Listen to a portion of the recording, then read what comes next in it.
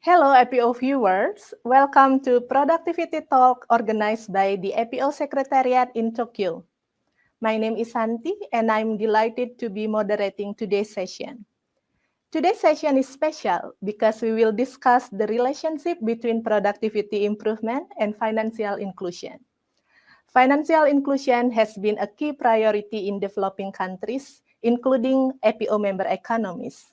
A pressing question is, does financial inclusion contribute to productivity improvement? If so, how does it drive productivity growth, particularly TFP or total factor productivity? And before we start, let us make a small announcement. We are pleased to recently release the 2025 Productivity Analysis Series in APO website. The Productivity Analysis Series is a publication in a collaboration with institutions and also experts at the forefront of productivity research in APO members. The series provides policy analysis tailored to national context to assist robust productivity planning based on scientific studies. Please try to access them in the APO website. All right, so today we are joined by one of the authors of P-Analysis series, distinguished speaker from the Central Bank, Dr. Guna Raj Bhatta, Deputy Director of Economic Research at Nepal Rastra Bank. Dr. Guna plays a key role in drafting monetary policy and conducting empirical research at the Central Bank. A warm welcome to you, Dr. Guna. It's a pleasure to have you with us. How are you today? Thank you so much, Santi and the team, for having me here. I'm good, thank you. For today's agenda, Dr. Guna will first provide insights on financial inclusion and its role in driving productivity in developing economies. He will then present his research findings on financial inclusion and TFP in Nepal. To our APO viewers, we encourage you to share your thoughts and questions in the comments box. Now, let's begin. Dr. Guna, time is yours. Thank you. Thank you, Santi and the APO team, for having me at the P Talk series. It's glad to be part of the resource team for the P Talk. So today, as Santi already introduced, so I talk about the financial inclusion and then the productivity. So my topic is actually, does financial inclusion drive total factor productivity? So in this presentation, I have two parts. The first one is I discuss about the productivity and financial inclusion in the context of developing economies, and then I move to our empirical research with the reference to Nepal. So let me begin. So first, financial inclusion and productivity for developing economies. So before I jump to the financial inclusion, first let's have a look to the productivity itself. So what is productivity? So productivity in general is more production with less output, or we are efficient in producing goods and services. Uh, efficiency here means we are using fewer resources, lesser time, or both to produce goods and services. So in productivity, we do have two different terms. The first one is single factor productivity. That is, we try to measure input output relationship or efficiency using the single input, single output case, or maybe single input, or maybe multiple outputs, depends upon the situation. However, our interest here is total, or sometimes also called as multi-factor productivity. So which is basically known as TFP, total factor productivity. That is, we measure the productivity of the whole economy. So how do we do it? So measurement of economy's ability to generate income using the factors of production like land, labor, capital, and technology. And also it is aggregate indication that summarizes the total input output ratio. So total factor productivity is kind of measuring the productivity of entire economy. So if productivity is total factor productivity is the measurement of productivity of entire economy, so what is the rationale behind it, especially to the developing economies? The first one is advancement in the total factor productivity only possible through source of sustained per capita growth. So for this, we have to go back to 1957 to the Nobel laureate Robert Solo's paper, who formally studied the relationship between the total factor productivity and then living standards, especially per capita income. So if we look at the today's richest economies, they have highest level of the TFP growth. I'll show you in the next slide. The idea here is if we have lower total factor productivity, it decreases the trend of economic for growth per capita. So when per capita growth is low, then in the long run it reduces the living standards of the general people.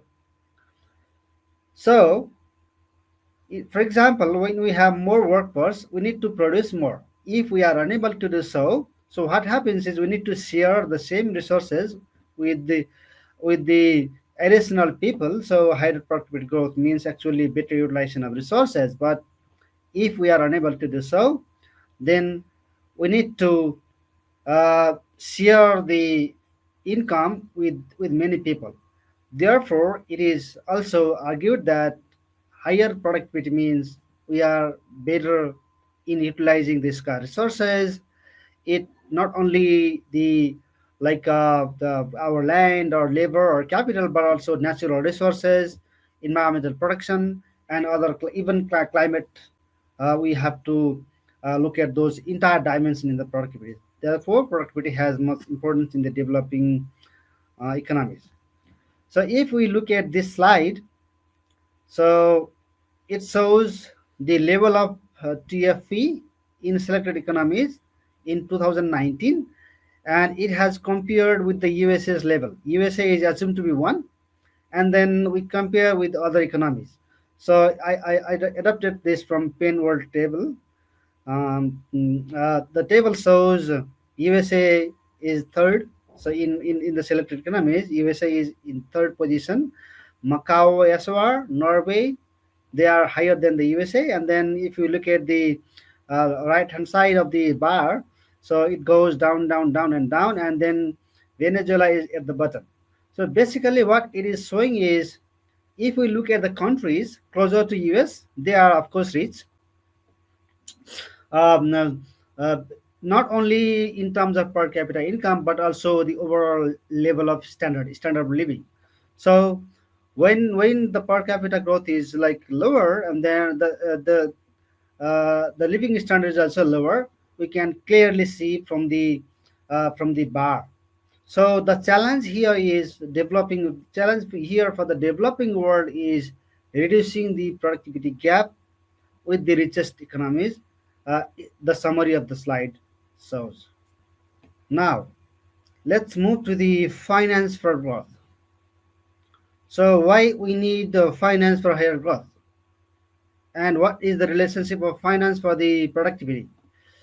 So, first of all, if we look at the theory, so financial sector development is one of the prerequisites for economic development. Different theories, for example, Scumtar, McKinnon, King and Levine and Jarvis, many theoretical and empirical papers, they have clear evidence for showing finance for growth hypothesis. That means for the higher growth, we need to have better finance. So the idea behind this is financial sector actually promotes saving, enables the efficient allocation of the resources, and also it provides us some channel in sharing the risks. So here, if we break down that broader statement, so how we do it, so first one is positive implication for distributing growth dividends. So we have one evidence for that. So the second one is better financial sector means better ways of financing, and then of course effective intermediation service. leading to uh, efficient allocation of the resources, and then by ultimately to the productivity. So financial sector also supports proper allocation of risks and returns among stakeholders.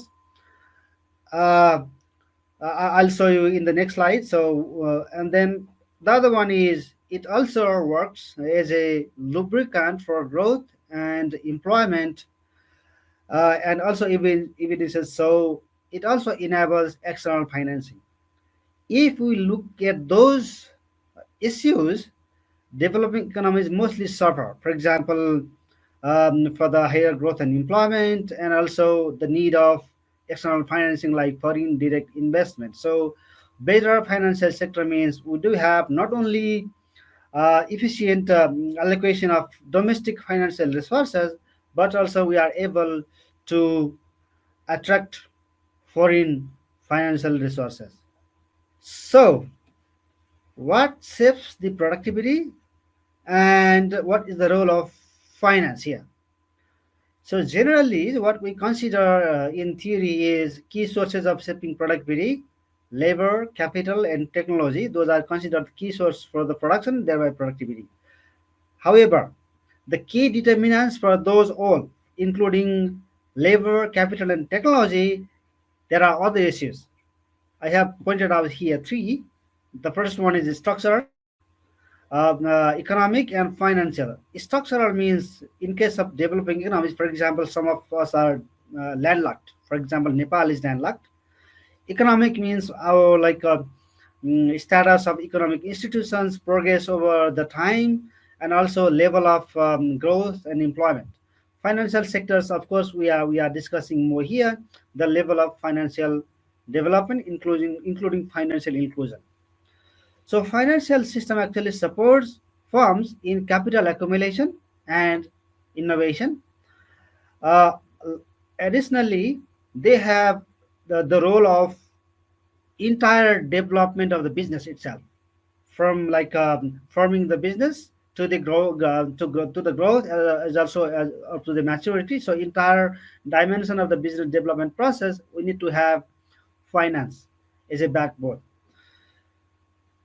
And then evidences also show that higher financial inclusion has been witnessed with the higher growth and development. So we have some evidences with the higher financial development leading to higher productivity growth, financial liberalization coupled with higher financial development, then enhancing productivity. Some papers so.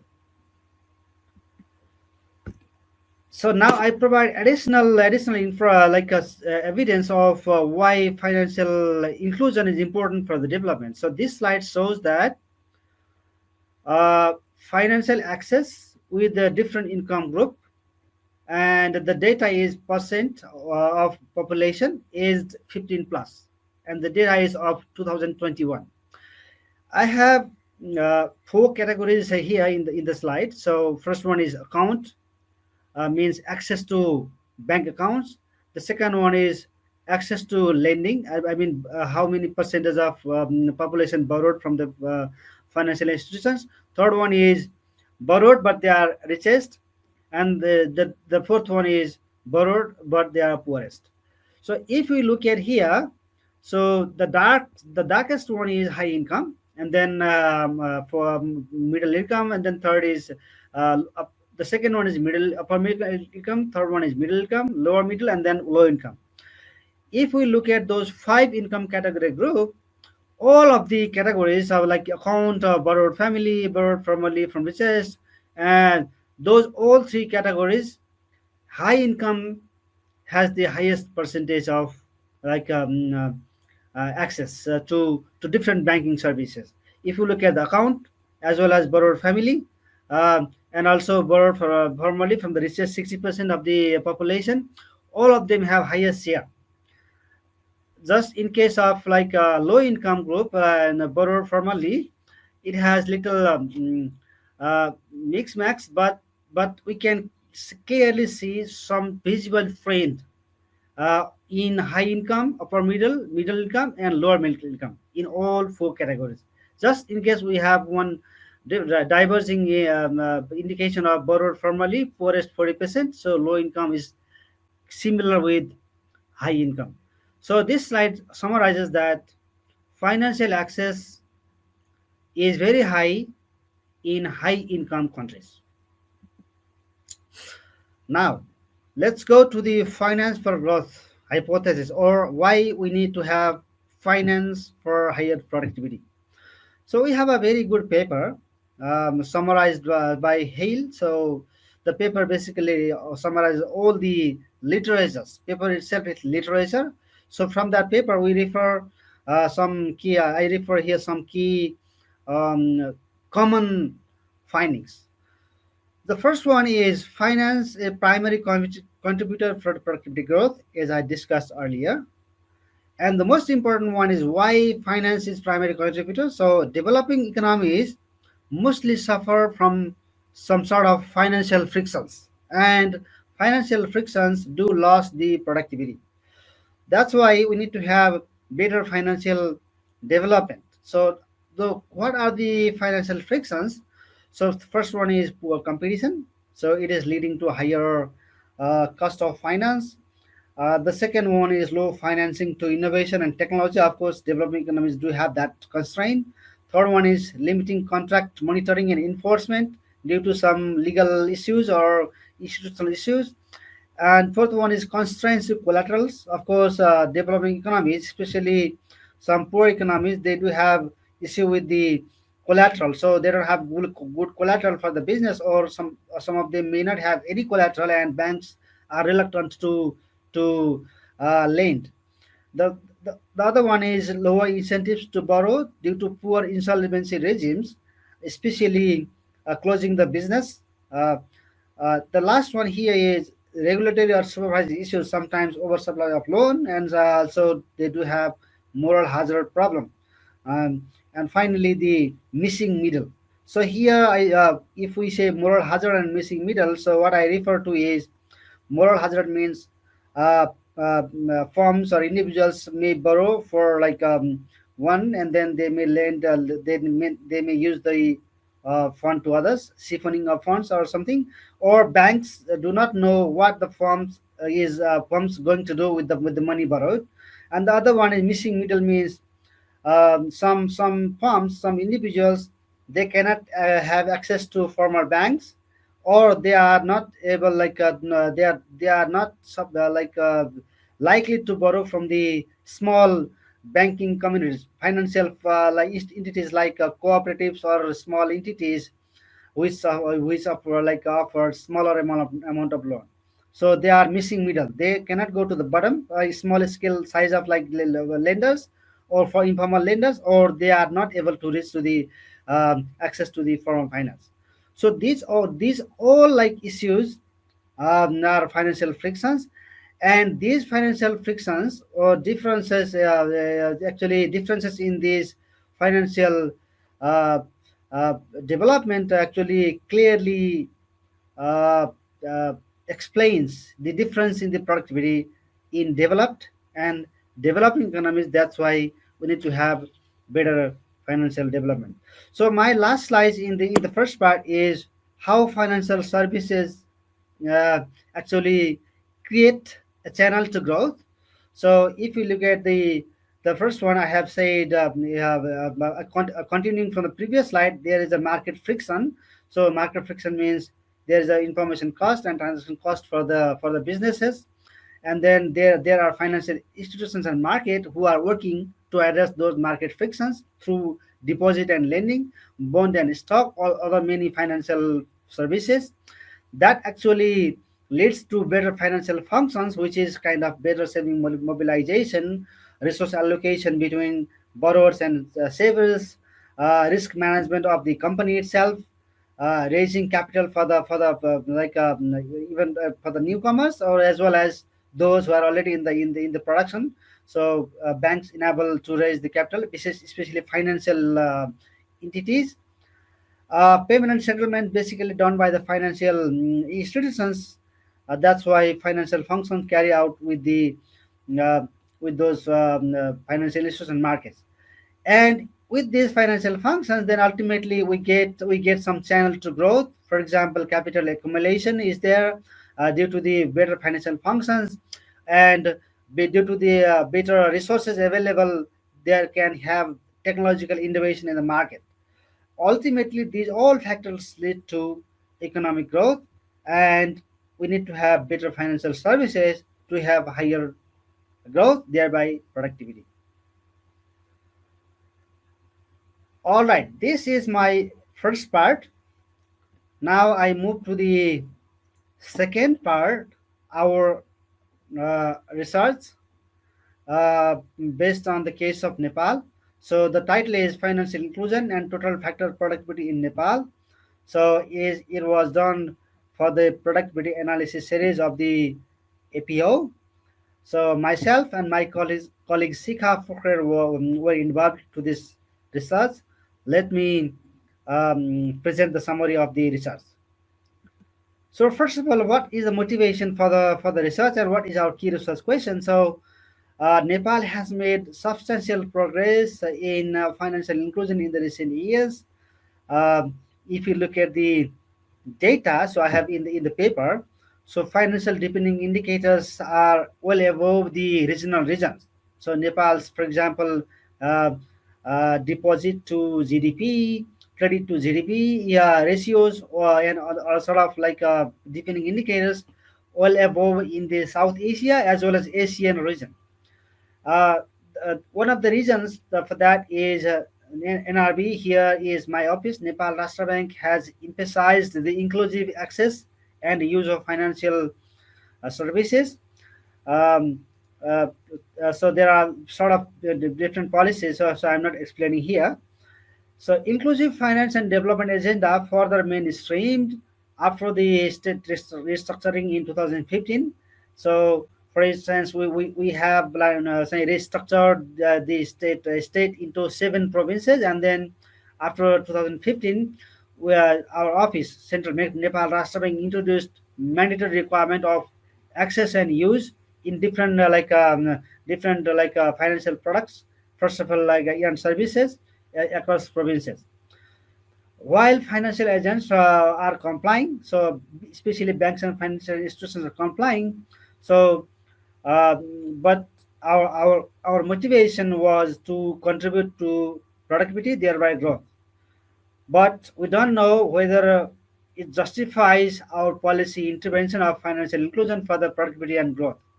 So therefore, we need to know empirically that whether our financial inclusion initiatives actually enhance the productivity uh, across the provinces. So that is the key research question, whether inclusive financial services can be a catalyst in promoting sustainable growth throughout the provinces. That is our key research question. So for this to answer, so our method includes first of all data. We use secondary data of Nepal's province level from 2019 to 2024. So provinces were formed in 2000, almost 2015, basically in the constitution, but it took some time to realize the actual services. So we took from 2019 only. So in this research, our interest variable is impact of financial inclusion. That means our interest variable is financial inclusion, and our dependent variable is total factor productivity (TFP). So we have included other control variables as well, because financial inclusion and productivity, there are sort of other factors they do influence both. So we included government efficiency, human development index, and urbanization rate. Urbanization rate as some control variables. So while the total factor TFP, FII, and GE are estimated ourselves, so urbanization rate is obtained from one study. So they have done one fantastic study, including Nepal as well. So they have province level Nepal's urbanization rate, and um, we adapted that one. So basically, for the urbanization rate, what we did is they have 2017 data, and we assumed it have to have like linearly grown over the years from 2017. Uh, GE here, government efficiency basically is percentage of actual spending over the budgeted allocation, budget allocation for the each province. This is because in Nepal we are having issues with the spending. So some states, even the federal government is unable to spend the whole budget, so they have much lower spending every year due to some institutional and other capacity constraints. That's why we use GE as percentage of actual spending over budget allocation is GE. Province level HDI is obtained from UNDP's HDI report 2020, but they have only 1 year's province level HDI. We had to reassign that with the actual progress over the years Nepal has made. So for the data generation, so total factor productivity is estimated based on the Cobb-Douglas production function. So we have simple Cobb-Douglas, which is quite popular as well in the TFE estimation. So we use that one. Actually, in the Cobb-Douglas, what happens is we have capital, labor, and technology, and we try to incorporate capital and labor, and then residual part is assumed to be all the unexplained innovation and technical advancements, and we consider that as TFE. So provincial GDP data is available, so we just that one. Labor force and capital stock data is we had to do some generation process. They are not really available, but we try to incorporate the best way we could do for the labor force and the capital stock data. So basically, for the labor force, we use some national level survey, but it includes province level data as well. And then for the rest of the years from 2018, we had to uh, grow that as per the population growth in the population. Capital stock, we use perpetual inventory method. So one is based on one study of the central bank. For the financial inclusion, so what we incorporate three things. Number one is access, means the reach of the bank. Now, the second is use of financial products and services. For example, number of deposit accounts, size of the deposit, number of loan accounts, like that. And then quality of financial services, kind of we included from one survey of the Nepal Rastra Bank. uh, Financial literacy, we assume that is quality of the financial services to have financial inclusion. So the model in our study is we use fixed effect panel regression model. So based on some statistical tests, so we recommended. So it is recommended from the statistical test to use fixed effect panel regression model because normal panel regression doesn't work here due to the fact that we do have some unique time invariant characteristics of the different provinces because of having some unique infrastructure, geographical location, climate, and natural resources. So that normal regression was discarded. So the simple equation, I'm not explaining the equation anyway. We have one dependent variable TFE, and then our interest variable financial inclusion in the FII, and then three control variables GE, U, and HDI.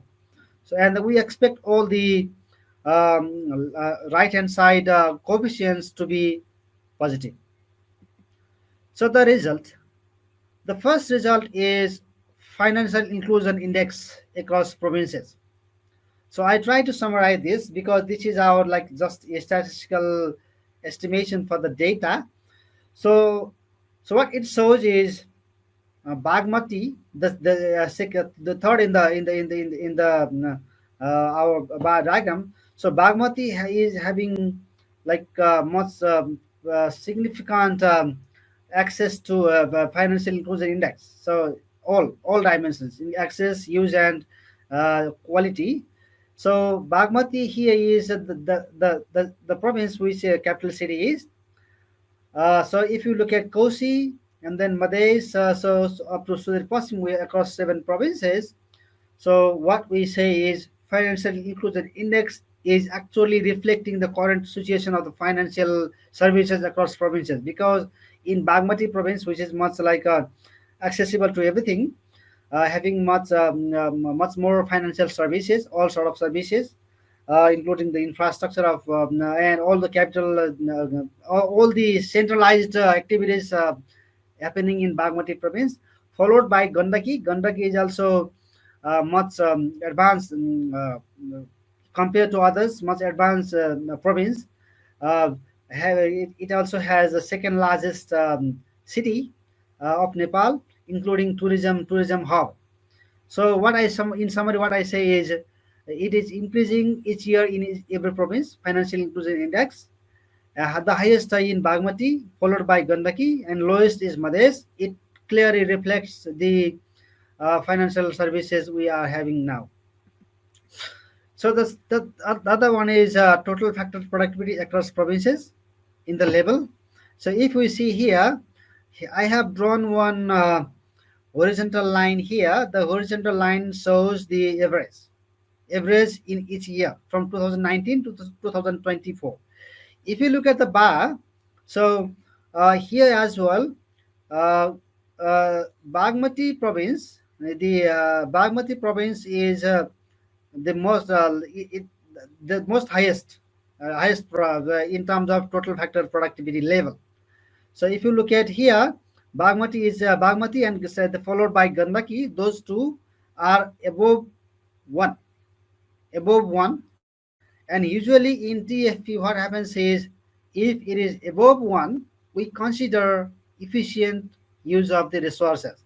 So Bagmati and Gandaki, those two are above one from 2019 to 2024.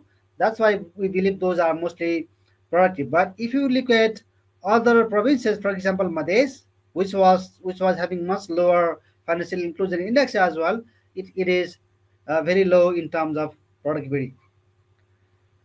So based on this data, now we can see the growth of the productivity as well. But if we look at the productivity growth compared to the level, so we can observe some uh, uh, robust growth in the estimation period. For example, from 2020 to 21, so there is a large jump in the productivity. They grew higher in the East Province, 2020 to 2022, but little slower in 2023, uh, which actually shortly peaked in 2024.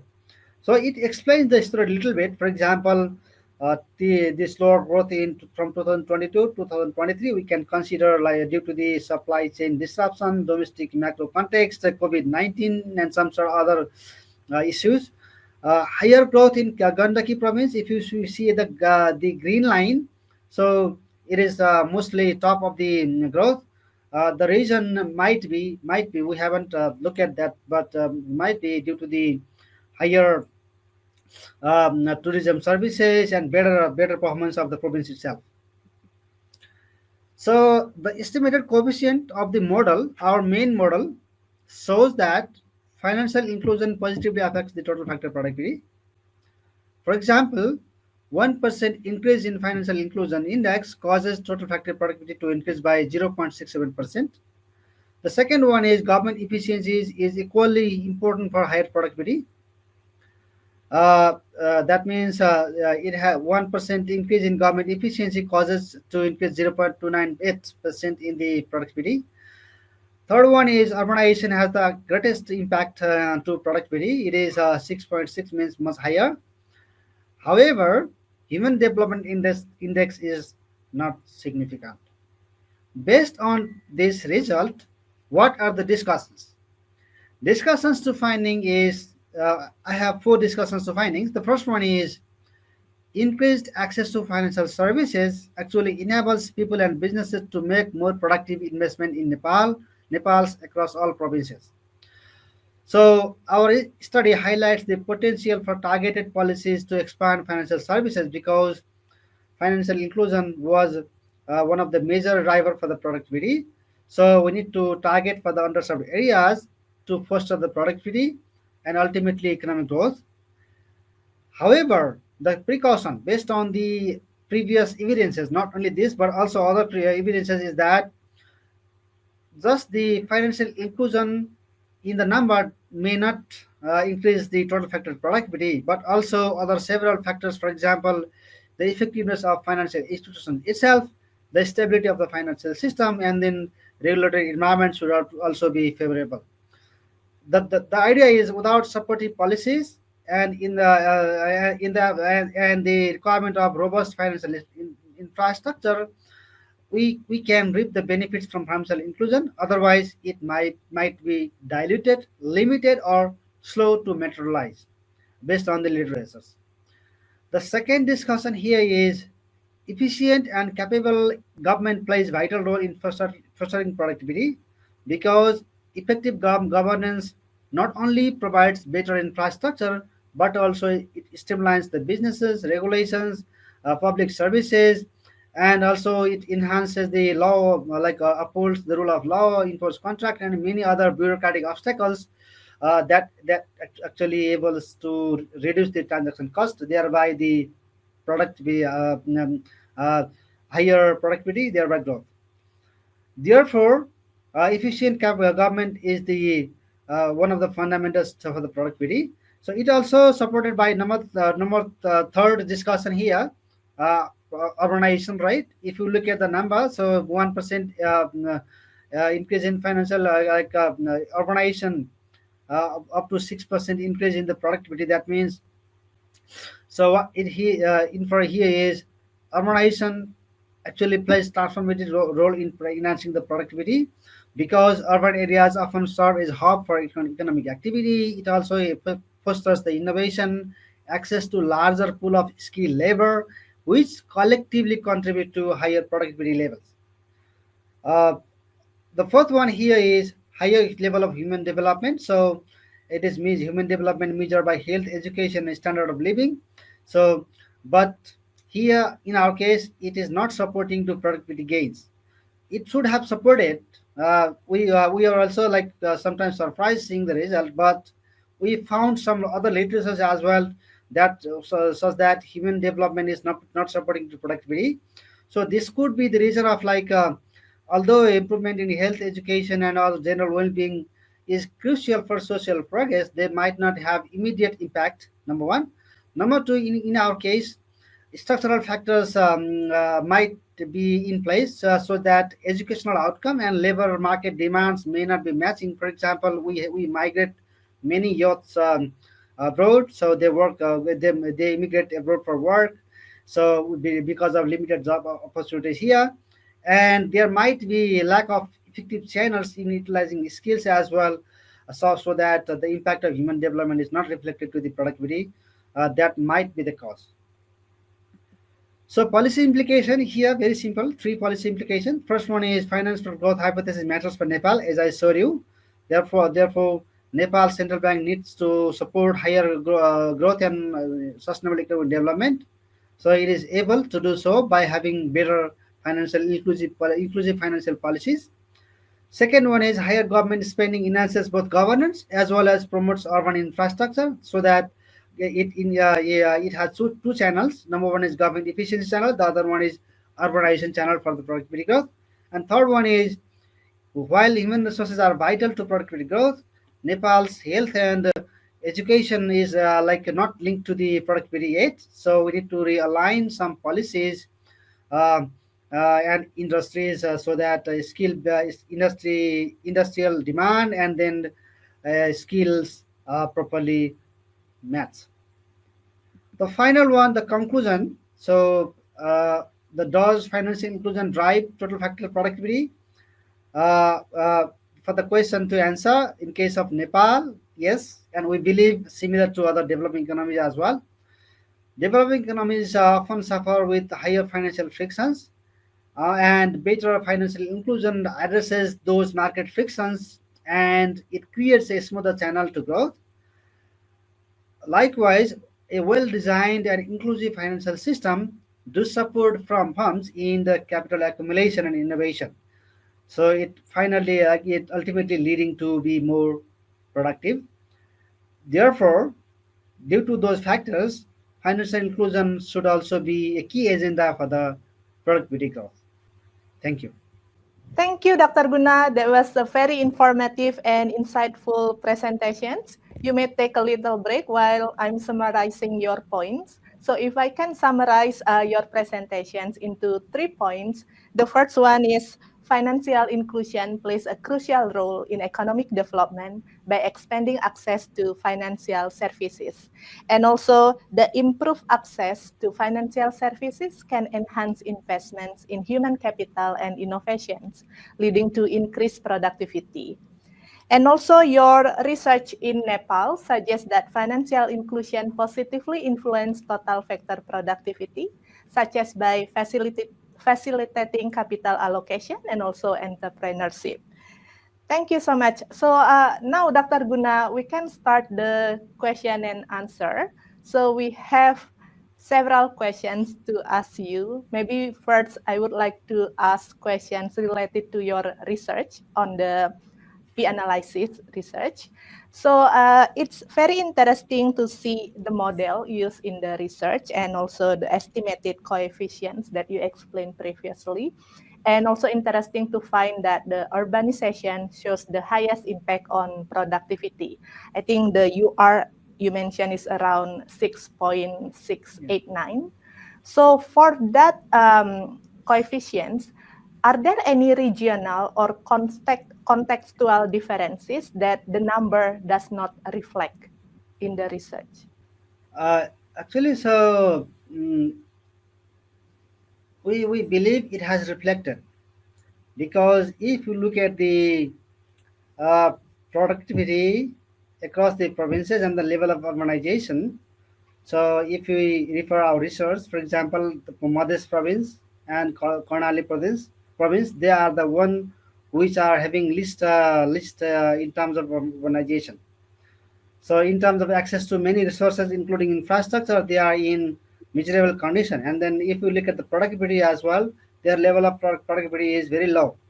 That's why what we argue is uh, uh, it actually captures the urbanization, actually captures the uh, level of productivity growth and urbanization itself.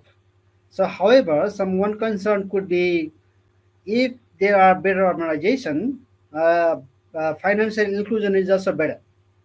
So there might be multiple impacts of urbanization, including government efficiency. As I showed you before, government efficiency is also crucial for the urbanization, because if government is unable to spend more, then urbanization may not be possible.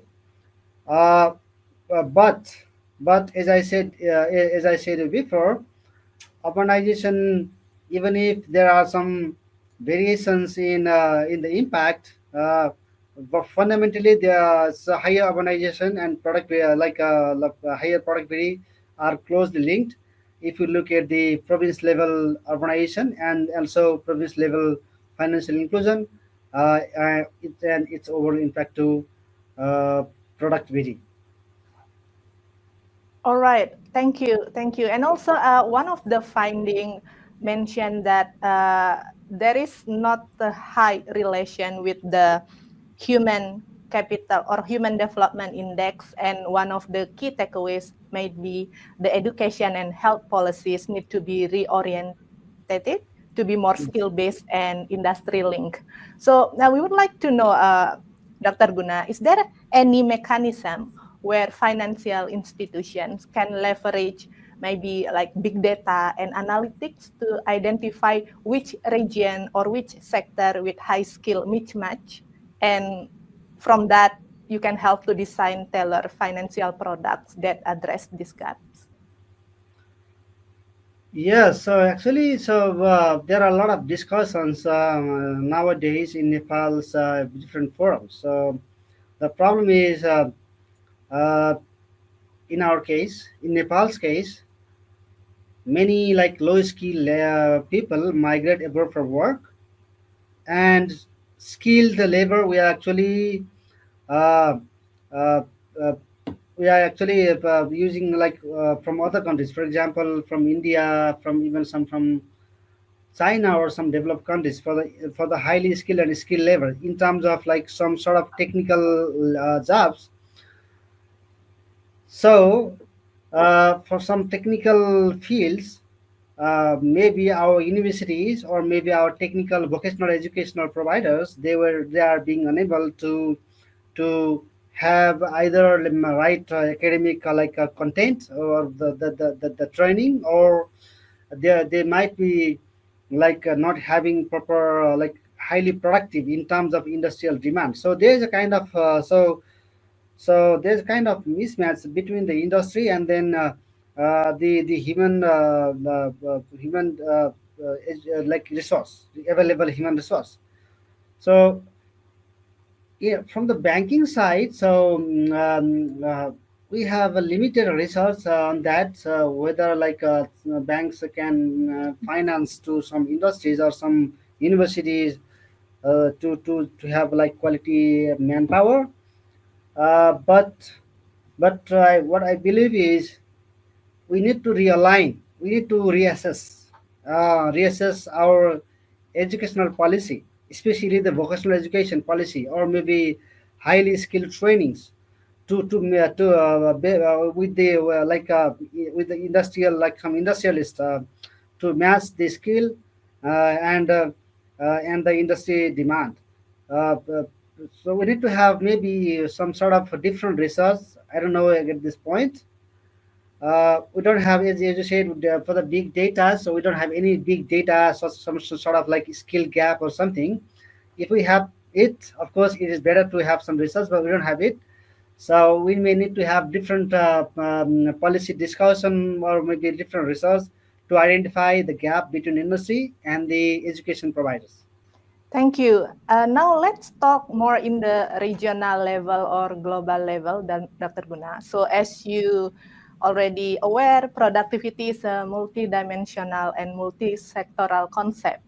So in this case, how do you see the financial literacy within high productivity sectors and low productivity sectors? And if you see any big gaps on this, how do you recommend how to measure the long-term impact of financial inclusion initiatives in all sectors? Thank you.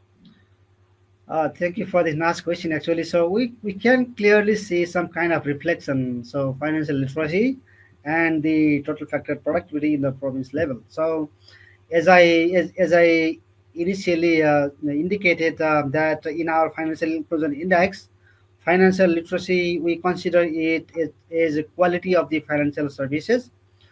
So because the reason is financially literate people, of course, they do use the financial services in better way than those who are not financially literate. So here, financial literacy means not only just the one segment or one population or one age group, or one region. So financial literacy could be very low in urban areas as well, in the capital as well, in the Bagmati province itself as well. Uh, the problem we see is uh, across provinces. So not only is say one with the higher productivity, but also the one with the low productivity as well. So there is an issue with financial literacy across provinces. In our study, there's a little weight of financial literacy. So what I say here is financial literacy matters for the productivity, because financial literacy is the one who enables the firms, the individuals, in the proper use of financial resources, protect them from abuse, and decide based on the all the available information. So it reduces ultimately financial friction. So to reduce the financial friction, financial literacy is key.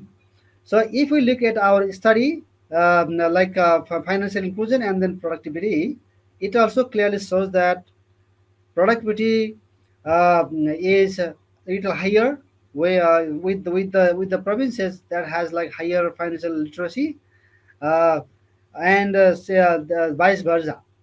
So, so what we see is we need to enhance the financial literacy initiatives to actually promote the productivity. So for that, so central bank has already introduced some policies from the last year.